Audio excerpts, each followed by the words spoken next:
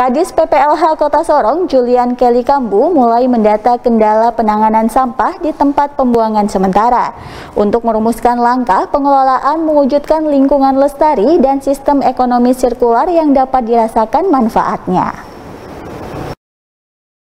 Pendataan kendala penanganan sampah di tempat pembuangan sementara dilakukan Kepala Dinas Perlindungan dan Pengelolaan Lingkungan Hidup Kota Sorong, Julian Kelly Kambu, menyusul telah diserahkannya P3D bidang kebersihan dari Dinas Perumahan dan Kawasan Pemukiman kepada dinas yang dipimpinnya hari Senin 17 Januari 2022. Kendala penanganan sampah dibutuhkan untuk mengatasi rumitnya pengelolaan sampah, karena disadari penanganannya harus dilakukan secara serius melibatkan swasta dan produsen sampah di Kota Sorong, mengingat dampaknya terhadap arus investasi dan nilai jual daerah dan memicu perubahan iklim. Setelah dipercayakan ke kami, dilimpahkan, maka langkah-langkah yang akan kami lakukan, pertama itu kami sudah membeda peraturan daerah. Beberapa peraturan daerah terkait dengan penanganan sampah, salah satunya di dalam itu ada retribusi sampah, perda retribusi sampah. Perda retribusi sampah ini yang kami lihat harus kita maksimalkan, kita hidupkan agar warga yang membuang sampah itu wajib membayar retribusi sampah.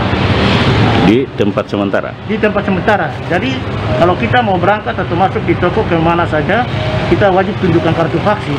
Mungkin ke depan di tempat ini kami akan percayakan kepada mereka yang jaga di sini, yang buang di sini wajib kasih tunjuk kartu membayar retribusi sampah itu. Itu. Kemudian yang kedua,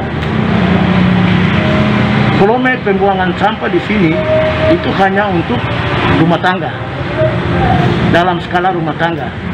Dan dalam skala rumah tangga itu juga harus dipilah dari rumah.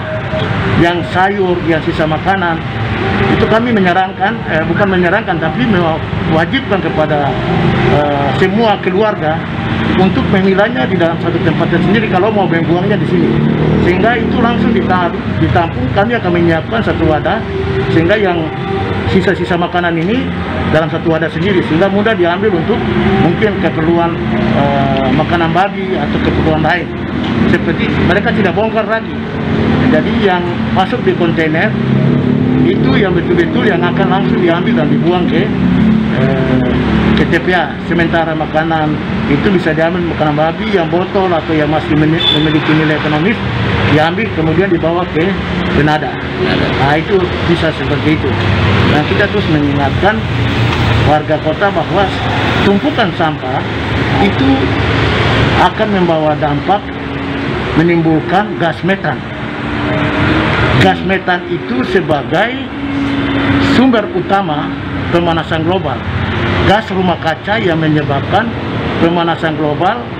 Pemanasan global menyebabkan perubahan iklim, dan perubahan iklim membuat dampak turunannya bisa kekeringan panjang, kemarau, bisa hujan dengan intensitas yang besar, bisa banjir, bisa terjadi bencana. Swasta dan produsen sampah dan aparat kelurahan akan diajak bekerja sama tangani lingkungan yang lebih lestari dengan sistem ekonomi sirkular yang bisa dirasakan manfaatnya, karena jika tidak akan mempengaruhi arus investasi dan daya jual daerah. Mengingat para ahli kesehatan menyebut polusi sampah berdampak buruk terhadap kesehatan akibat banyaknya lalat dan nyamuk yang menginfeksi penyakit saluran pencernaan dan tifus serta disentri. Tim Liputan CWM Channel.